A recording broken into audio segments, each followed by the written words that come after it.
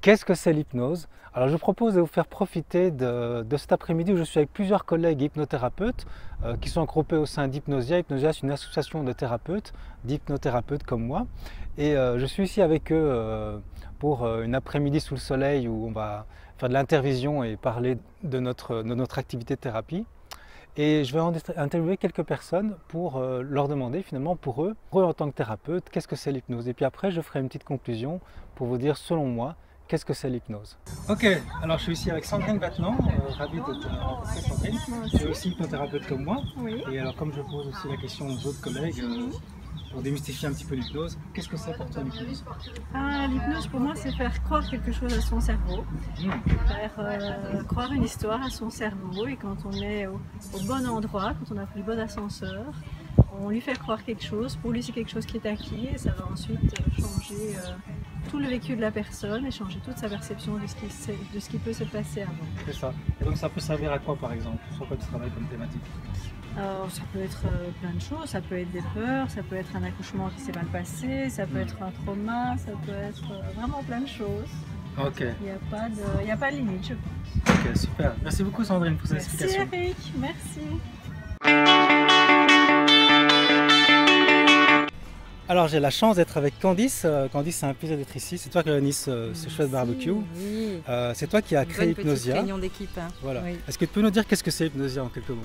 Alors chez Hypnosia, ce qui est chouette, c'est qu'on a tous fait la même formation en PTR, en hypnose, donc ça nous permet d'échanger, mais surtout de savoir avec quelle technique on travaille précisément pour les patients, et c'est rassurant.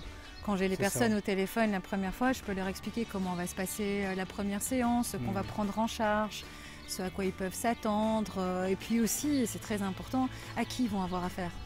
Qui va les aider dans l'équipe, qui est la mieux adaptée à répondre à leurs problèmes. C'est pour ça que tu as fait une sélection comme ça de quelques thérapeutes qui utilisent la même méthode, le même outil, très humaniste en fait, très participatif. La sélection est faite par rapport aux compétences effectivement de chacun, et puis par rapport à ce caractère très humain que tout le monde a dans l'équipe, à faire passer toujours la participation du patient et le bien-être du patient en priorité, et surtout à toujours aller chercher plus loin, le mieux, à ne jamais se satisfaire des compétences qu'on a apprises, mais à toujours aller chercher ce qu'on peut faire de plus. Super, et donc toi tu es aussi thérapeute en hypnose. Oui. Pour toi, qu'est-ce que c'est l'hypnose, Candice? Qu'est-ce que tu pourrais nous dire? Pour moi, ce que c'est l'hypnose, c'est cet outil génial qui permet justement d'arrêter de se torturer, à aller chercher toujours les mêmes questions pour avoir toujours les mêmes réponses, et de pouvoir aller se mettre à un moment dans une bulle à l'extérieur pour avoir un point de vue différent sur son problème et pouvoir l'analyser d'un point de vue inconscient. C'est incroyable tout ce qu'on peut faire comme lien, et la plupart des personnes qui viennent nous voir ont déjà bien réfléchi leurs problèmes, elles savent ce qui s'est passé, mais malheureusement le lien conscient n'est pas toujours le bon. Ou c'est pas toujours celui-là qu'il faut utiliser, et le fait de pouvoir revenir en arrière sur ses émotions aussi, pas uniquement au niveau mental ce qui s'est passé, mais au niveau de ce que ça m'a fait comme émotion, de ce qui s'est passé réellement à l'intérieur de mon corps, et de pouvoir ouvrir ça, apaiser ça surtout. C'est ça l'hypnose pour moi principalement. Alors là je suis avec Sophie, nous sommes collègues chez Hypnosia, on pratique l'hypnose comme moi. Pour moi l'hypnose c'est l'opportunité d'aller revisiter des événements de la vie passée qui ont effectivement eu pour conséquence de créer des traumatismes conscients ou inconscients, et en revisitant ces traumatismes et en permettant à la personne que je rencontre d'être actrice de cette revisite et de modifier les plaques sensibles de la mémoire qui ont effectivement enregistré des informations d'une certaine manière, de pouvoir alléger les choses et de pouvoir bien souvent aller au-delà et avancer dans la vie. Ok, donc dans l'hypnose, en fait, on ne perd pas du tout le contrôle, puisque tu dis qu'on participe, c'est ça? Voilà, donc effectivement, dans l'hypnose, on est dans un état de conscience modifié, on n'est certainement pas inconscient. Donc on est en permanence présent, on est, oui, tout à fait conscient de ce qu'on dit, de ce qu'on exprime et de ce qui est échangé. Super, merci Sophie, voilà qui est très rassurant. Ok, je suis ici avec Nolwenn, donc Nolwenn, je suis content d'être avec toi ici à ce barbecue Hypnosia. En fait, l'hypnose, c'est un état de conscience, c'est un état naturel dans lequel on vit et on sort à plusieurs moments de la journée. C'est l'état dans lequel on est, par exemple, quand on loupe une sortie d'autoroute ou quand on se rend compte qu'on est 3 stations après celle à laquelle on devait descendre. Et donc, c'est l'état dans lequel une partie plus automatique de nous-mêmes est engagée.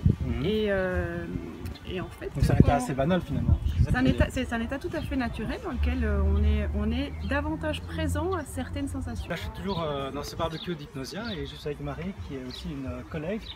Et pour toi l'hypnose, qu'est-ce que c'est? Je pose la question un peu à tous les autres pour donner un peu une autre image de l'hypnose. D'accord. Pour moi l'hypnose c'est une façon de changer la réalité qui n'est pas toujours sympa. Ouais. Et c'est une façon de récupérer le contrôle sur soi-même. Contrairement à ce que plusieurs personnes disent, c'est pas du tout une perte de contrôle, c'est un contrôle réel. On dit souvent qu'on perd le contrôle en hypnose, alors pas le contraire. Tout à fait, tout à fait. Au contraire, justement, on apprend à se gérer. Donc on apprend à se gérer, on reprend le contrôle, donc ça c'est tout à fait différent. Est-ce qu'on parle, ça n'a rien à voir avec l'hypnose de spectacle par exemple? Absolument pas, tout à fait. Okay. Tu travailles sur quelle thématique, juste pour savoir? Les gros traumas, oui. L'arrêt tabac, avec les enfants. Ouais. Ah ben on est deux. Voilà. Super, merci beaucoup pour avec plaisir. tes explications. Merci. Avec plaisir. Alors, je suis nouveau toujours au barbecue d'Hypnosia avec Françoise, qui est aussi une collègue. Alors, Françoise, donc, pratique aussi l'hypnose thérapeutique. Oui, bonjour Eric. Bonjour. Dis-nous un petit peu, pour toi, l'hypnose, qu'est-ce que c'est? Alors pour moi, l'hypnose c'est un outil formidable parce qu'en fait, je suis sophrologue à la base. Et la sophrologie, c'est la gestion du quotidien. D'abord au niveau du corps et ensuite au niveau des émotions. Mais parfois, il y a des nœuds beaucoup plus profonds.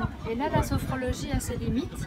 Et je voulais absolument trouver un outil complémentaire pour aller dénouer les nœuds. Quand tu parles de nœuds profonds, tu parles de trauma par exemple, ce genre de choses? Trauma ou difficultés vraiment de longue date, de l'enfance. Des grosses blessures? Oui, ou petites répétitives. Ah oui, c'est ça. Et là, parfois, la sophrologie ne va pas suffire à équilibrer. D'accord. Donc c'est bien d'aller dénouer un petit nœud comme ça, par-ci, par-là. Donc tu utilises l'hypnose pour ça alors? Oui. Et pour toi, l'hypnose, comment tu pourrais la définir? Qu'est-ce que c'est? L'hypnose, c'est se retrouver soi-même. Se retrouver soi-même, c'est surtout retrouver le contrôle sur ses sensations et ses émotions, alors que par moments, on a l'impression de ne plus avoir ce contrôle. Ouais, super. Merci beaucoup pour tes explications, Françoise. Merci Eric, à bientôt. À bientôt. Au revoir. Voilà, vous l'avez vu, mes collègues ont parlé en termes très positifs de l'hypnose et je pense qu'effectivement, et c'est pour ça que je fais cette vidéo, qu'il n'y a aucune raison d'avoir peur de l'hypnose. Alors j'ai fait il y a quelque temps une vidéo sur les dangers étonnants de l'hypnose, mais vous avez vu, si vous avez vu la vidéo, vous avez vite compris qu'en fait, c'est au contraire pour montrer que la seule chose qui est dangereuse, c'est la façon dont nous sommes parfois trompés par les médias qui peuvent nous hypnotiser à notre insu et nous créer des peurs. Mais en réalité, on a vu l'hypnose, comme l'ont dit mes collègues, c'est un état banal, un état commun qu'on va utiliser en thérapie pour travailler pour le mieux-être de la personne. Alors, si je devais donner une définition de l'hypnose, classiquement on va dire que l'hypnose c'est un état modifié de conscience. Eh bien, si je devais donner une définition de l'hypnose, je reprendrais la définition d'Olivier Leckert que j'ai trouvée très pertinente. L'hypnose c'est un état augmenté de conscience. Donc l'hypnose c'est un état augmenté de conscience, c'est-à-dire qu'on est encore plus conscient. Donc qu'en fait, comme le disaient mes collègues, on ne perd pas le contrôle, au contraire, on a notre attention qui est encore plus focusée, aiguisée sur, par exemple, tout ce qui se passe à l'intérieur de nous au niveau corporel. Et on peut, dans cet état de transe, dans cet état hypnotique, cet état d'augmentation de la conscience, on peut travailler sur des paramètres physiologiques qui, a priori, sont hors de la conscience dans un état de veille normal. On peut modifier son gène cardiaque, on peut travailler sur la douleur, on peut travailler sur l'expression aussi de certains gènes, on peut travailler sur le cerveau émotionnel. Et au-delà de ça, en hypnose, dans cet état très particulier où on a un état de conscience augmenté, on peut aller retravailler sur tout notre passé, parce que même si le passé n'existe plus, puisque c'est passé, tout l'enregistrement du passé est toujours dans notre tête. Et c'est cet enregistrement du passé qui nous fait mal aujourd'hui, qui fait qu'on a des croyances limitantes aujourd'hui encore. Et donc nous allons pouvoir, dans cet état très particulier, remodifier, remodeler, retravailler et nettoyer souvent aussi toutes ces images négatives du passé qui nous limitent, qui nous font peur, qui ont créé en nous des traits de personnalité qui ne sont pas vraiment nous en fait.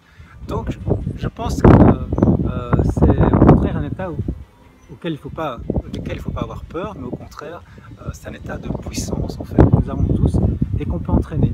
Et donc on parle d'auto-hypnose, c'est l'entraînement à ces compétences hypnotiques que nous avons tous.